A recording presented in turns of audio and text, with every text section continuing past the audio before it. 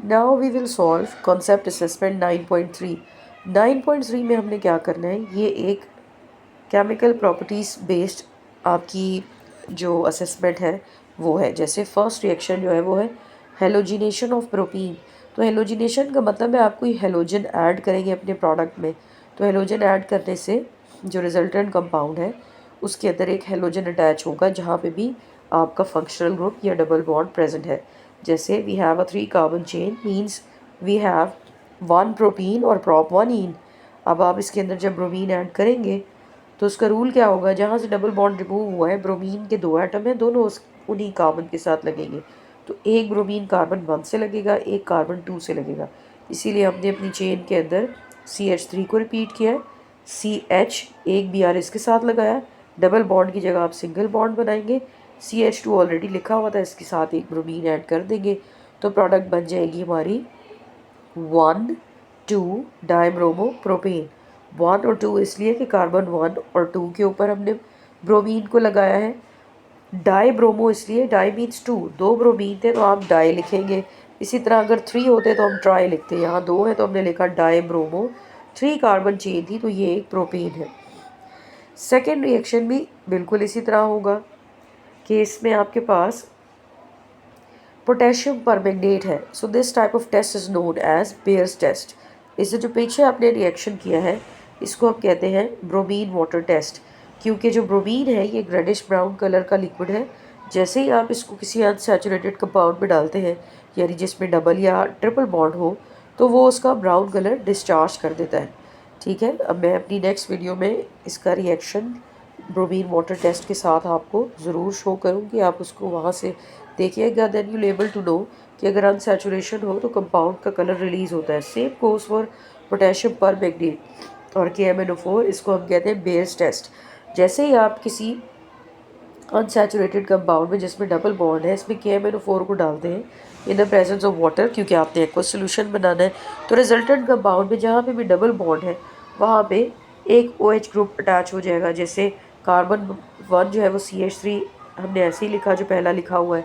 Second carbon CH था तो हमने CH लिखा, लेकिन इसके बॉन्ड को हटाने के बाद आपने OH लगा दिया। डबल की बजाय सिंगल बॉन्ड लगा देंगे। CH2 बिल्कुल ऐसे ही वापस रिपीट होगा और एक OH इस वाले फर्स्ट कार्बन के साथ लग जाएगा।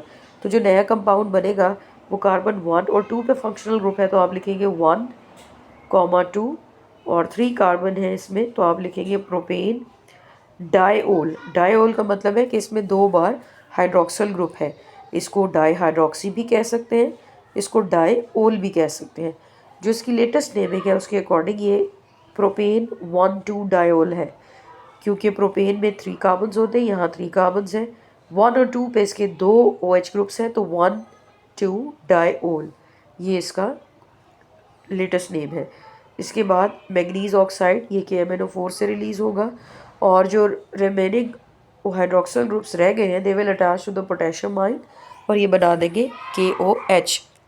अल्केन्स के साथ अगर हम ये रिएक्शन करते हैं तो ये रिएक्शन कोई भी कलर डिस्चार्ज शो नहीं करता, क्योंकि अल्केन्स के साथ ये एक सब्स्टिट्यूटेड प्रोडक्ट बना देता है। तो इसलिए इसका रिएक्शन किसी भी सैचुरेटेड कंपाउंड के साथ नहीं होता। फिर है आपकी कॉन्सेप्ट असेसमेंट 9.4।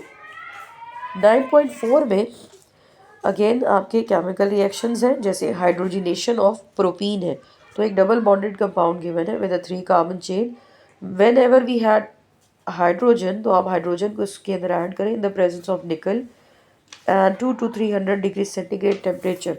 तो इसमें हाइड्रोजन ऐड होगी, hence the compound that is formed will be a single bonded compound, means it will be saturated। तो अब जहाँ से डबल बॉन्ड ब्रेक हुआ है एक हाइड्रोजन एटम यहाँ लगा दें और एक यहाँ लगा दें तो ये बन जाएगा CH की बजाय CH2 और फर्स्ट कार्बन बन जाएगा CH3। तो ये बन गया आपका कॉन्सेप्ट असेसमेंट 9.4 का फर्स्ट कंपाउंड जो कि है प्रोपेन। तो हमने प्रोडक्ट का नाम लिख दिया प्रोपेन। सेकेंड जो है वो है हाइड्रोजिनेशन ऑफ 2 ब्यूटीन। 2 ब्यूटीन का मतलब हमारे पास 4 कार्बन्स की चेन है और कार्बन नंबर 2 के अंदर हमारे पास डबल बॉन्ड है। तो जो भी कार्बन होता है उस कार्बन के आगे हमेशा डबल बॉन्ड होता है। तो कार्बन 2 ये है, कार्बन 2 के आगे इसमें डबल बॉन्ड है। जब आप इसमें निकल को ऐड करेंगे तो उसकी भी हाइड्रोजनेशन हो जाएगी। अब कार्बन 2 और 3 के साथ डबल बॉन्ड है, तो जो इनकमिंग हाइड्रोजन है वो फिर इन्हीं 2 कार्बन्स के साथ अटैच होगा, ये CH की बजाय CH2 बन जाएंगे। बाकी आपने एज इट इज़ उसको रिपीट कर दिया, तो आपका जो रिजल्टेंट कंपाउंड है ये बन जाएगा ब्यूटेन।